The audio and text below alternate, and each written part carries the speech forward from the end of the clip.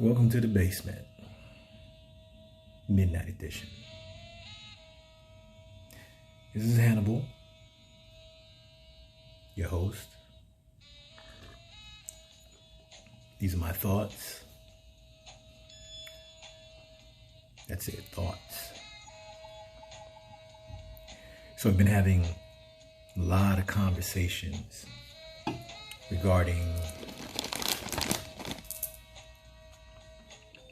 responsibilities, definitions, how we should be with each other, our communities, ourselves.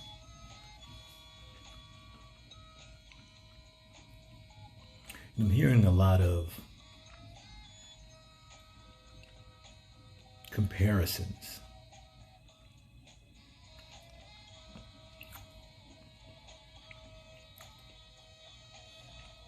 Me versus you versus them versus we versus if they, and how we would, and what should we do in comparison to, how do we align ourselves to compete, to be in the same arena, to live, to just be. All valid questions. But just as with vague definitions, it's up to the beholder to decide what is valid and what should be. Now, me personally, I don't care. I am what I am.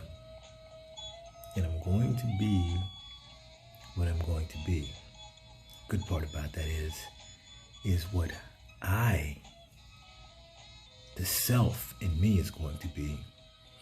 It is really up to me, regardless of your comparison or anyone's perception. I still get to be who I am. My responsibility is to make sure that the I am in myself reflects or transmits to the me, which is translated to the you in your perception. And that in the universe, in the interaction of souls and beings and intellect and emotions, that the I am in me, the self, is good, decent, helpful. So I try to make it a point that whoever's path I am fortunate enough to cross and have some type of sway, some type of influence, some input that is positive and progressive, something that maybe they don't latch on to or absorb right at that moment, but they carry it with them, and at some point, that day, that week, that month, maybe even a few years later, there is an epiphany, an aha moment. Not because I need the credit or because I told you so. See, my credit comes from God. My I told you so's, they don't exist. Because if the flow of information, of intellect, of emotion is true and real, there is no need for an I told you so. It is simply a presentation or giving of, and the other partaking of absorbing or absorbing, and realizing what that is and where it comes from and how it then becomes useful in their realm.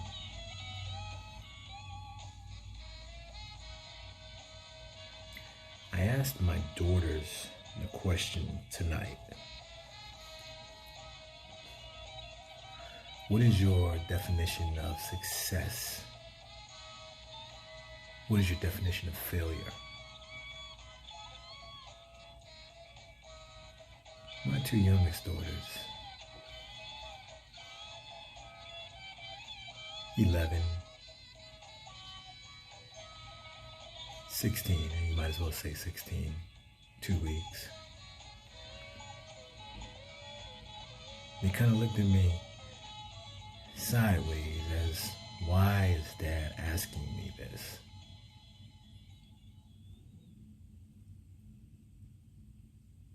Because I want to know if they thought about it. I wanted to know if they began formulating what is success and failure. I want to know if anything that I've said or that I say on the daily or that I try to transmit to them becomes part of that definition. Am I leaving something there for them other than my dad was this, my dad did that, my dad knew, had? Because in the end, that is nothing if it doesn't benefit them internally. Yes, I try to set a standard for them. I tell them everything that I am fortunate enough to accomplish is the beginning standard for them. Standard. Status quo. Nothing new, nothing exorbitant or extraordinary. Just where they are automatically supposed to be at by default. Because it's in the bloodline. I've already established it for you. I've already kicked that door down. So you already get to walk through that door. But you have to walk through that door. I now, and for some time, I guess since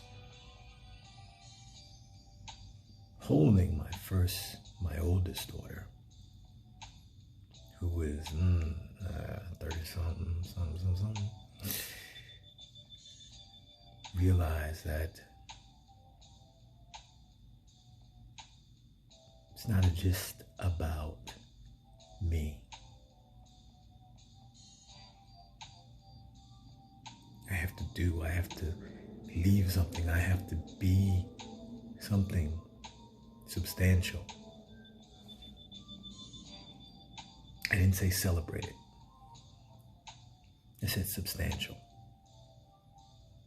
In her life, in their lives, in the people that surround them, their lives. See, we grab on to celebrity, but celebrity doesn't make you substantial.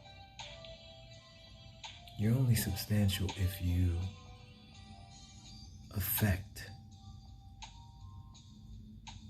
a majority or a deep part of someone's life, their persona, their thinking. See, I never want to be compared to.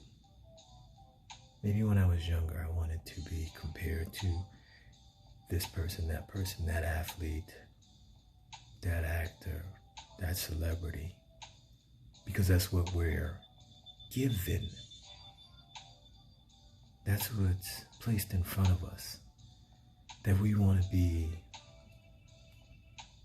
compared to, or a comparison of, or like. No, you have to walk your own path. Now you can take from and absorb all of the positive from all of the influences and hopefully not ingest the negatives. But would you not agree with me that it's better to be thought of as ...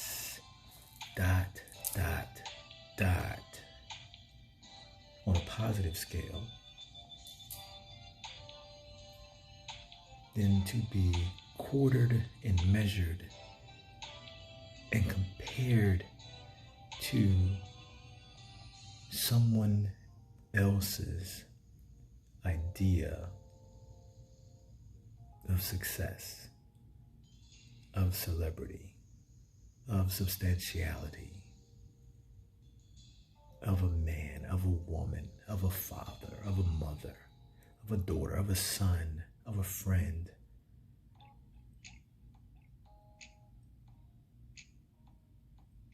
I don't want to be compared to the guy you know at work who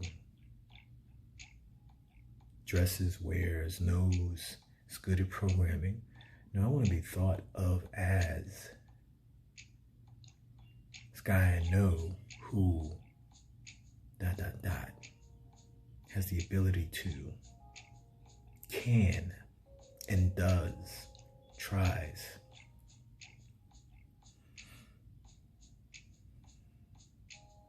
And I want to leave all of the positive aspects of that in my stead when I am no longer here to rep myself. See, we all have a responsibility to self, to family, to community, to God. Not necessarily in that order.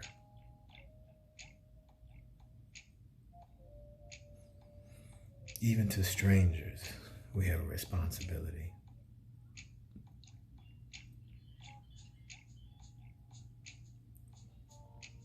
So the next time someone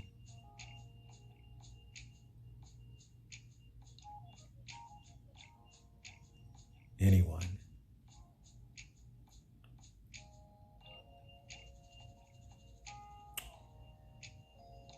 places you on a scale of blank to blank in comparison to,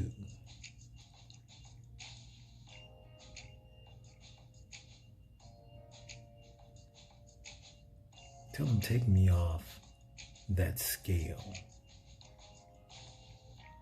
Place me on my own point of measurement in terms of the man, in terms of the woman, in terms of the person that I am. And even better than that, live it. Don't live in comparison to. Don't allow yourself to get caught up into trying to be like Mike. Mike's a great guy, but Mike is Mike. You're not built like Mike. You don't do what Mike does. And even if he did, Mike does it Mike's way. And Mike built himself upon that. May not be your motivation. May not be your destiny. It may not even be your talent. Or you may be good at it. But do it based upon you.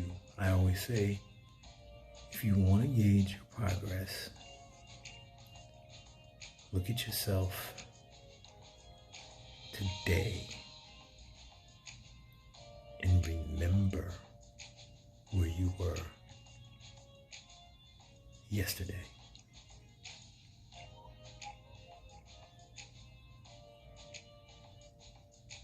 Be as compared to.